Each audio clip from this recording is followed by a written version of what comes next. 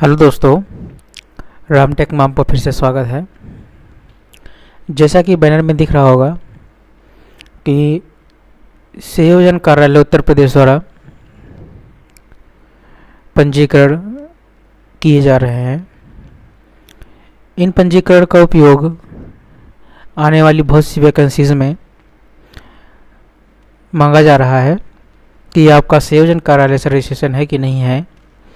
तो यदि आपका संयोजन कार्यालय में आपकी के जिले के संयोजन कार्यालय में आपका रजिस्ट्रेशन नहीं है तो आप इस वीडियो को अंत तक देखें।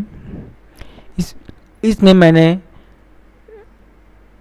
स्टेप वाइज सारे प्रोसेस बताए हुए हैं कि कैसे प्रोफाइल को पूर्ण करना है, कैसे रजिस्ट्रेशन करना है और किस प्रकार लॉगिन करना है। और साथ ही ये भी बताया है कि सारा प्रोफाइल कंप्लीट होने के बाद आपको 10x आईडी कार्ड कैसे डाउनलोड करेंगे। तो इन सभी जानकारियों का सम्मिलित रूप यहाँ पे हम सीखेंगे कि संयोजन कार्यालय में आपको रजिस्ट्रेशन कैसे करना है, क्योंकि ये प्रोसेस ऑनलाइन है जो कि रोजगार संगम यूपी संयोजन विभाग उत्तर प्रदेश की तरफ से किया जा रहा है।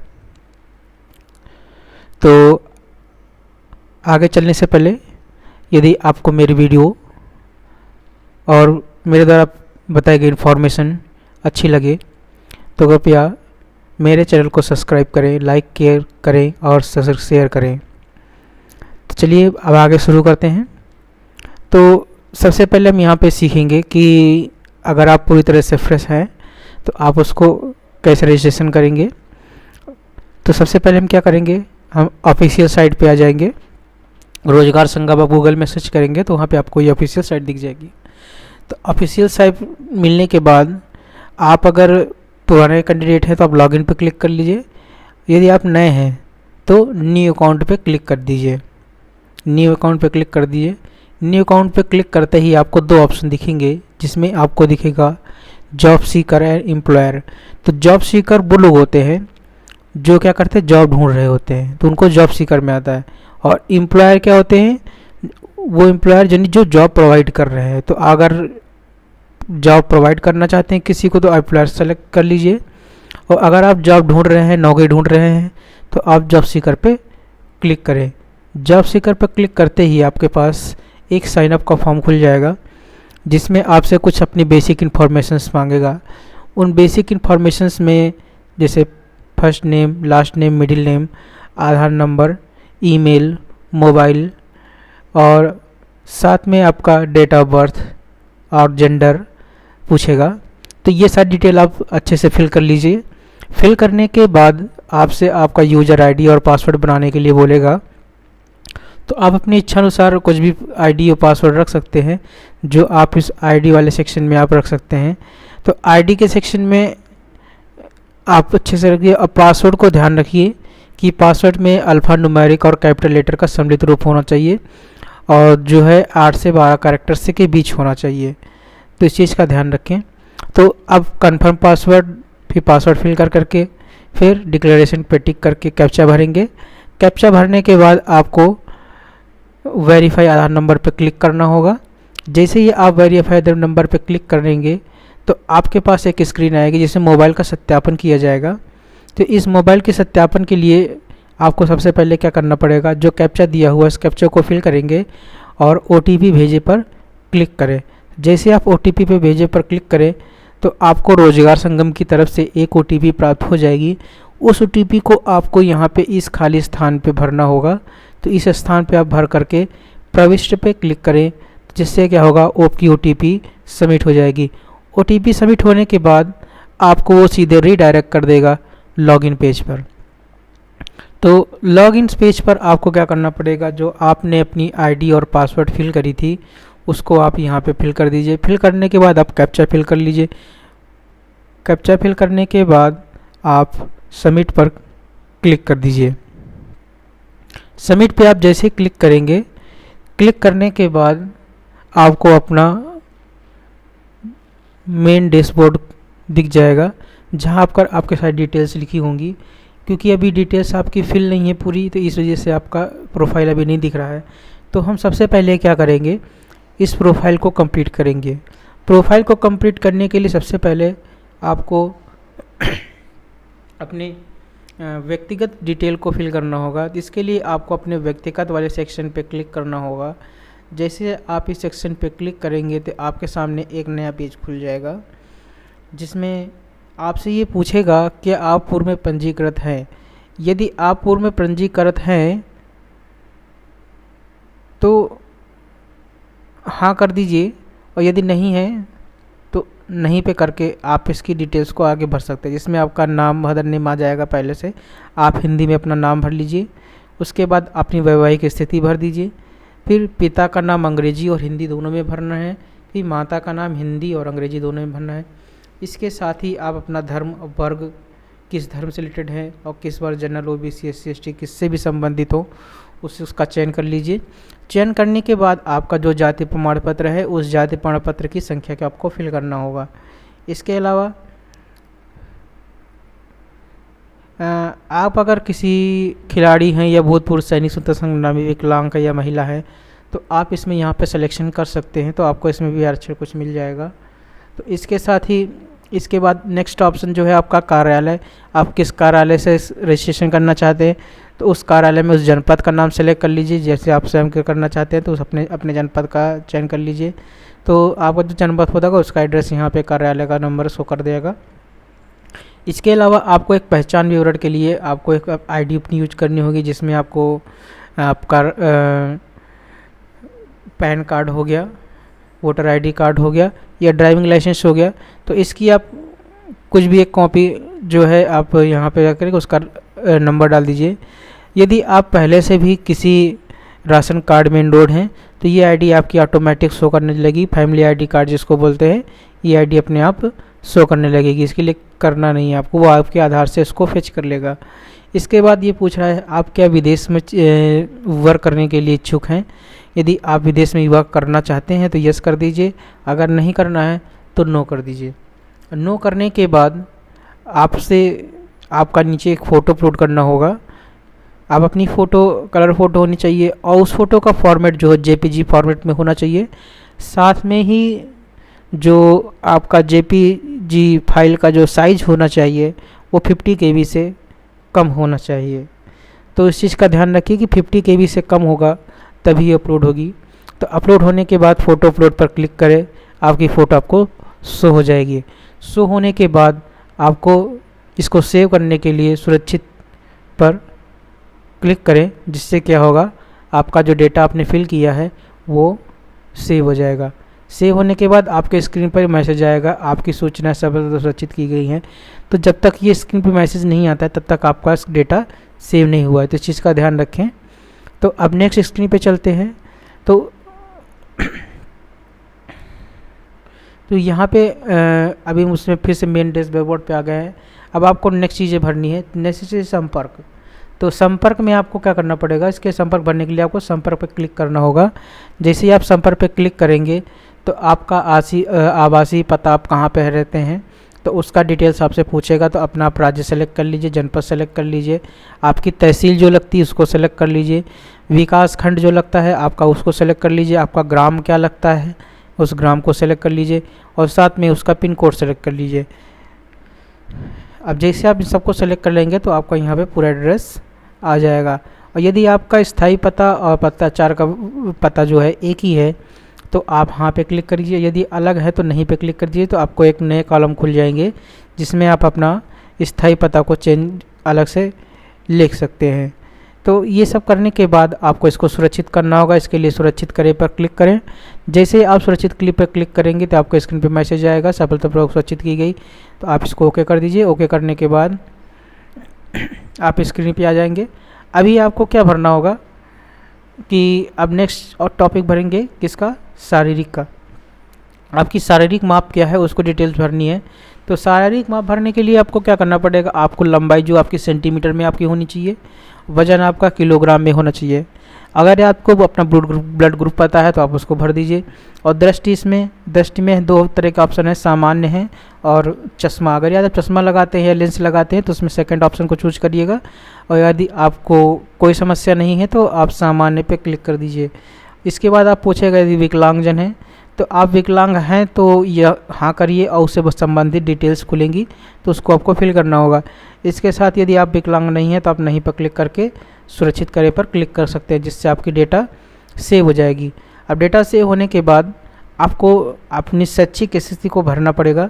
शैक्षिक स्थिति को भरने के लिए आपको शैक्षिक स्थिति पर क्लिक करेंगे। जैसे आप करेंगे तो यदि आप शिक्षित हैं तो आप हाँ पे करेंगे, नहीं है तो नहीं पे क्लिक कर सकते हैं।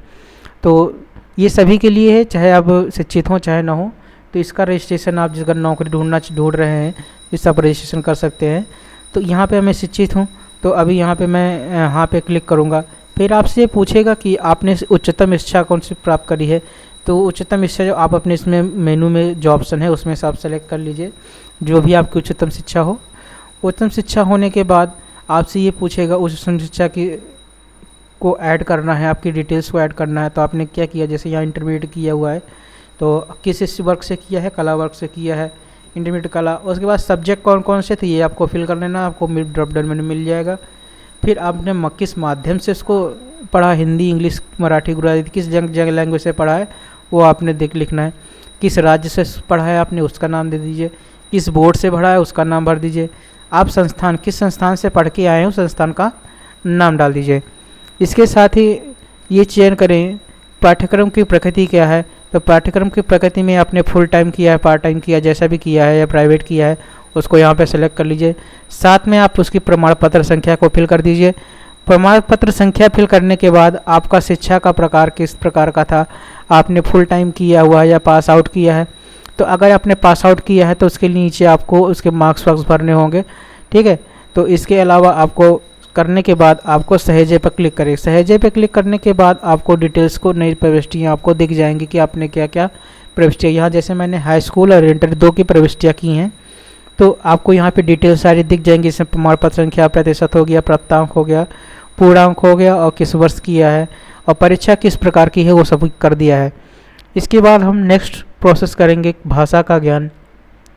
तो भाषा के ज्ञान में आपसे ये पूछा जाएगा आपको कौन कौन सी भाषाएं आती हैं। तो आपको जो भाषाएं आती हैं उनको हिसाब से सेलेक्ट कर लीजिए और फिर उसको आप बोलना, लिखना, पढ़ना और प्रवाह इन तीनों में से आपको टिक करना होगा, ठीक है। जैसे आप टिक करेंगे सबमिट हो जाएगी डिटेल। सबमिट होने के बाद आपको अगली डिटेल जो भरनी होगी वो कौशल की डिटेल भरनी होगी। यदि आपने ITI कर रखा हुआ है तो ये कौशल उन्हीं के लिए ऑप्शन है। तो यदि आपने ITI कर रखी है तो ITI आप टिक कर दीजिए, ITI डिप्लोमा जो भी किया हो। तो आप यहाँ पे क्लिक करेंगे, हाँ क्लिक करने के बाद आप न्यू कौशल जोड़े पर क्लिक करें। न्यू कौशल जोड़े पर क्लिक करने के बाद आपके सामने एक नया फॉर्म खुल जाएगा जिसमें आपके कौशल की डिटेल पूछी जाएंगी। तो आप किस स्टेट से संबंधित रखते हैं उस स्टेट की डिटेल्स आपको यहाँ फिल करना होगा। साथ में आपने किसी संस्थान से, क्योंकि आपने इलेक्ट्रीशियन किसी संस्थान से ही किया होगा, तो आप हाँ पे क्लिक करेंगे।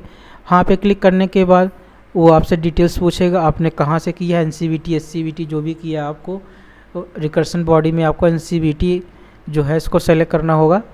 NCVT सेलेक्ट करने के बाद उसका स्टेटस आप पूर्ण हो गया है। यदि पूर्ण हो गया है तो आपका संस्थान नाम, आपसे डिटेल्स, आपकी डेट ऑफ बर्थ, आपका सर्टिफिकेट नंबर, ये सारी चीज़ें पूछेगा वो।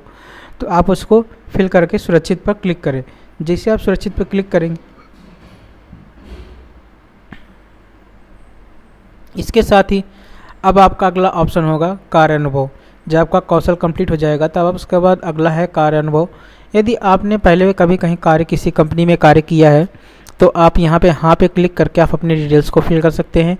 यदि आप अभी फ्रेशर हैं, आपने कहीं काम नहीं किया है, तो आप नहीं पे क्लिक करके आगे बढ़ जाइए।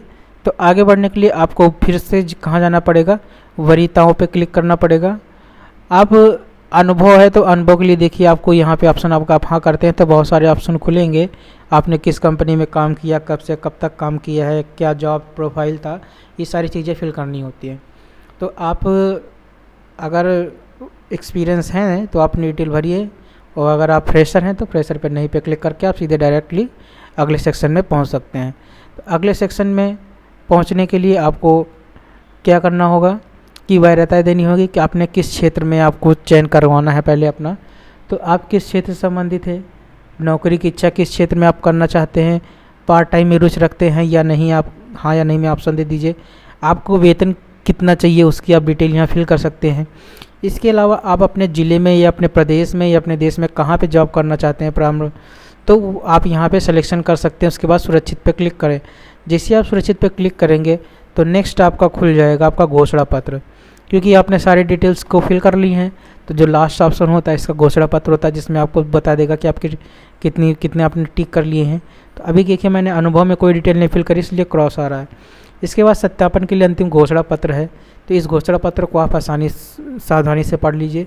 पढ़ने के बाद इस टिक बॉक्स पे टिक कर दीजिए। टिक करने के बाद सुरक्षित कर दीजिए। टिक करने के बाद सुरक्षित करने के बाद आपके स्क्रीन पे थोड़ी देर बाद प्रिंट प्रोफाइल प्रिंट करे का एक ऑप्शन आ जाएगा, और साथ में एक्सटर्न रिपोर्ट प्रिंट करें ये भी ऑप्शन आ जाएगा।